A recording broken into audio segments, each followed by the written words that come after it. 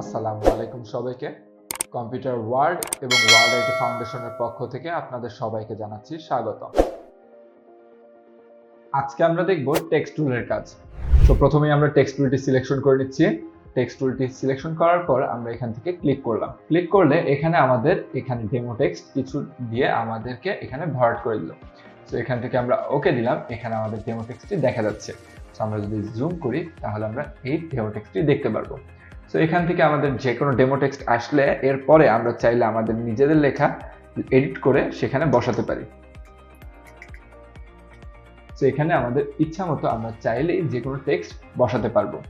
এছাড়া আমরা যদি এই টেক্সটটি নিয়ে এখান থেকে একটি ড্র্যাগ করি তাহলে আমাদের এখান থেকে একটি টেক্সট এরিয়া হয়ে যাবে। সো এখানে আলটিমেটলি আমাদেরকে এই টেক্সটের বাহিরে, এই টেক্সট এরিয়ার বাহিরে কোনো লেখা যাবে না।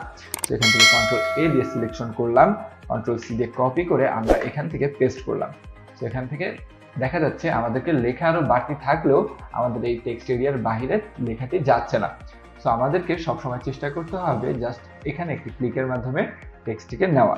তারপর আমরা যদি কন্ট্রোল ভি এর মাধ্যমে টেক্সটটি অ্যাপ্লাই করি তাহলে আলটিমেটলি একটি সরাসরি লাইনে যতটুকু প্রয়োজন ততটুকু লেখা লিখে ফেলবে। তো এরপরে আমাদেরকে যদি লাইন স্পেসিং চাই বা লাইন গ্যাপ চাই সেক্ষেত্রে আমাদেরকে লাইন স্পেসিং বা লাইন ব্রেক দিয়ে নিতে হবে বা এন্টার চেপে নিতে হবে। এখান থেকে আমরা বিভিন্ন রকমের লেখা লিখতে পারলাম। তো এখান থেকে আমরা দেখে নিচ্ছি, আমরা যদি এডিট করতে চাই পুনরায় টেক্সট টুলে থাকা অবস্থায় এর উপরে যদি ক্লিক করি তাহলে আমরা এদেরকে এডিট করতে পারবো।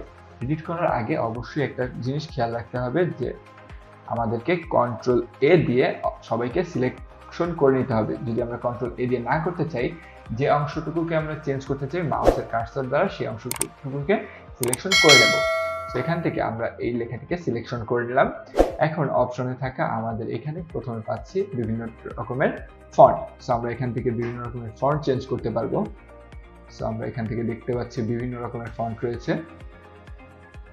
সো এখান থেকে আমরা চয়েস করে নিলাম এরিয়ালকে। এখন আমাদের যদি ফন্টের বিভিন্ন রকমের ফন্ট স্টাইল থাকে সো এখান থেকে আমরা ফন্ট স্টাইল চেঞ্জ করে নিতে পারবো। এখানে ন্যারো আছে, ইটালিক আছে। সো এখানে বিভিন্ন স্টাইলে আমরা চাইলে স্টাইলগুলোকে আমাদের লেখার ভেতরে অ্যাড করতে পারবো।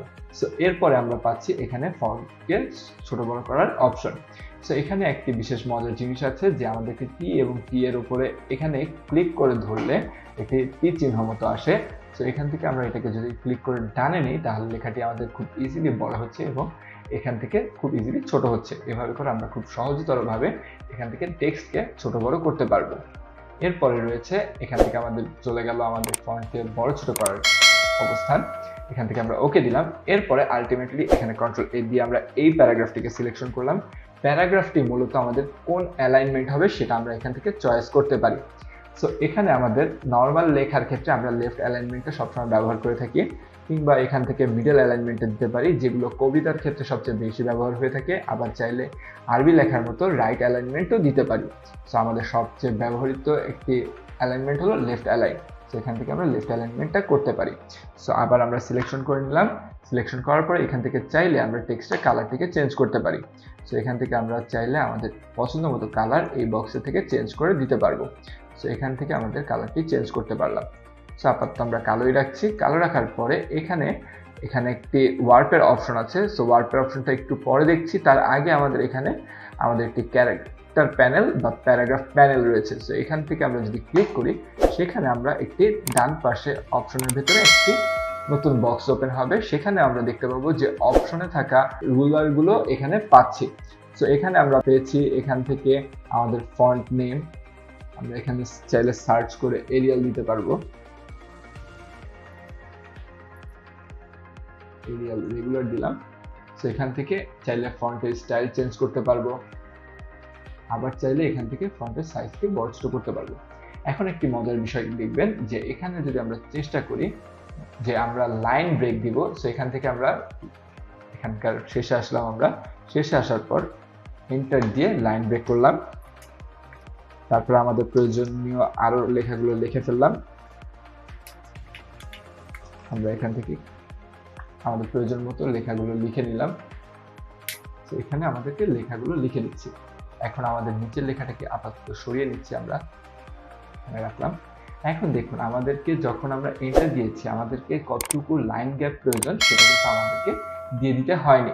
সো এখান থেকে আমাদেরকে লাইন গ্যাপ যেহেতু দিয়ে দিতে হয়নি, তার মানে এখানে দেখুন আমাদের ফন্ট সাইজের পাশে এখানে অটো লেখা রয়েছে। সো আমরা যদি লাইন স্পেসিংটাকে আমাদের ইচ্ছা মতো চেঞ্জ করতে চাই, সেক্ষেত্রে আমাদের এখানে অটোর জায়গায় আমাদেরকে একে ডানে বামে করতে হবে।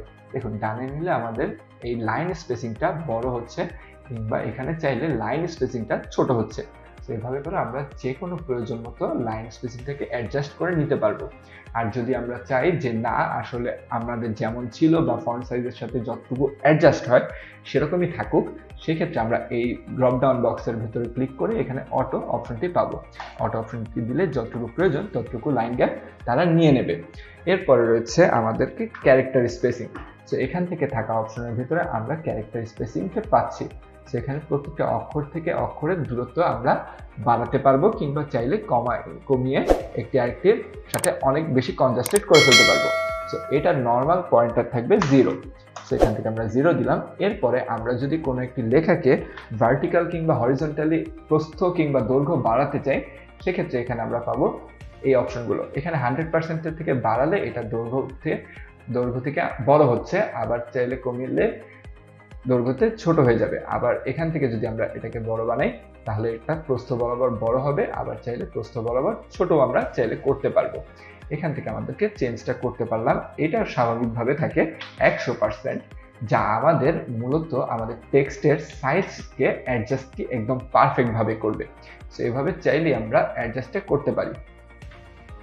এখান থেকে সিলেকশন করে 100 করে দিলাম। এখন একদম পারফেক্ট একটি স্টাইলে আমাদের লেখাটি দেখা যাচ্ছে।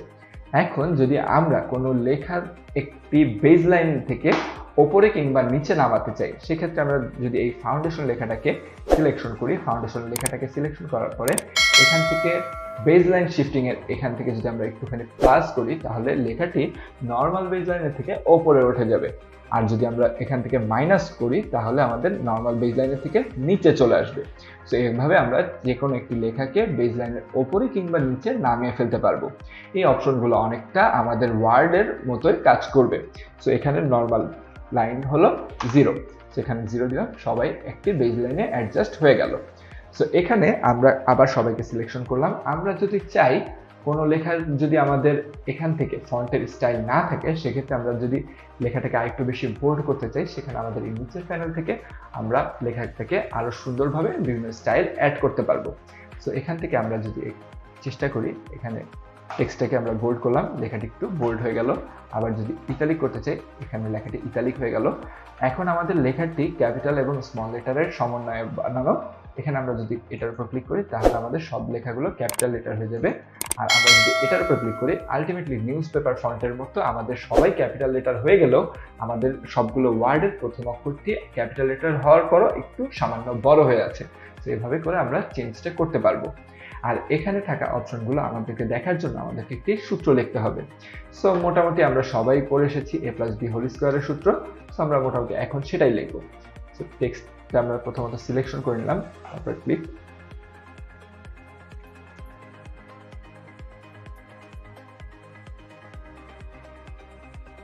এখান থেকে আমরা সুন্দরভাবে এই পাওয়ারটাকে বসাতে পারলাম না। সো আমাদেরকে এখন কি করতে হবে, পাওয়ারকে অ্যাডজাস্ট করতে হবে। আপাতত আমরা এভাবেই সূত্রটি পুরোপুরি লিখে নিচ্ছি। এভাবে পাওয়ারের সূত্রটি লিখে নিলাম। এখন আমরা যদি এই যে অংশটুকুকে পাওয়ার বানাবো সেটুকু অংশকে প্রথমত সিলেকশন করে নেব। সিলেকশন করে নেওয়ার পরে এখান থেকে আমরা চাইলে এটাকে পাওয়ারের মতো করে অ্যাডজাস্ট করে নিতে পারবো। অবশ্যই পাওয়ারের সংখ্যাটুকুকে শুধুমাত্র সিলেকশন করব, তারপরে এখান থেকে পাওয়ারে অ্যাডজাস্ট করে দিব। এখান থেকে এখন যদি দেখি আমাদের পারফেক্ট যে ম্যাথের যে সূত্র সেরকম ফরম্যাটই আমাদেরকে দেখা যাচ্ছে। তো এইভাবে আমরা এটাকে সুন্দরভাবে অ্যাডজাস্ট করতে পারবো। আবার যদি কেউ আমরা বিজ্ঞান সম্পর্কে লিখতে চাই, তো সেক্ষেত্রে আমরা যদি সবচেয়ে বড় উদাহরণ আমাদের জীবনের অত্যন্ত গুরুত্বপূর্ণ উপাদান পানি, তো আমরা যদি H2O লিখি তখন আমাদেরকে আবার এখানে বিজ্ঞানের মতো করে 2টা নিচে দেখাচ্ছে না। সো আমাদেরকে 2টাকে সিলেকশন করলাম। 2টাকে সিলেকশন করার পরে এটাকে যদি আমরা নিচে অ্যাডজাস্ট করি, এভাবে আমাদের খুব সুন্দরভাবে আমাদের বিজ্ঞানের মতো লেখাটিকে দেখা যাবে। তো এভাবে করে আমরা লেখাটি লিখতে পারবো। এরপর আমরা যদি কোনো একটি লেখার বিশেষ অংশকে যদি আমরা সিলেকশন করার ফলে আন্ডারলাইন করতে চাই, সেক্ষেত্রে আমরা লেখাটিকে সিলেকশন করব। এখন এই অংশটুকুকে আমরা আইটি ফাউন্ডেশন এই অংশটুকে সিলেকশন করলাম, তারপর যদি আন্ডারলাইন করে নিই তাহলে এর নিচে আমাদের আন্ডারলাইনটি দেখা যাবে। সেখানে আমাদের এই পুরো লেখাটার ভিতরে এই আইটি ফাউন্ডেশনটি লেখা দেখা যাচ্ছে।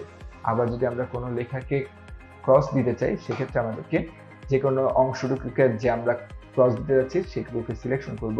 সিলেকশন করার পরে এখান থেকে আমরা চাইলে এটাকে ক্রস দিতে পারবো। এভাবে করে আমরা লেখাটিকে অ্যাডজাস্ট করতে পারবো। এভাবে আমরা চাইলেই বিভিন্ন টেক্সটকে সুন্দরভাবে লিখে অ্যাডজাস্ট করতে পারছি। এছাড়া আমরা চাইলেই এখান থেকে আমাদেরকে ভার্টিক্যাল টাইপ টুলটা ইউজ করতে পারি। এখানে নর্মালি হরিজন্টাল লেখা হয়েছে, আমরা চাইলে এভাবে করেও সুন্দর করে এখান থেকে লেখাগুলো লিখতে পারবো।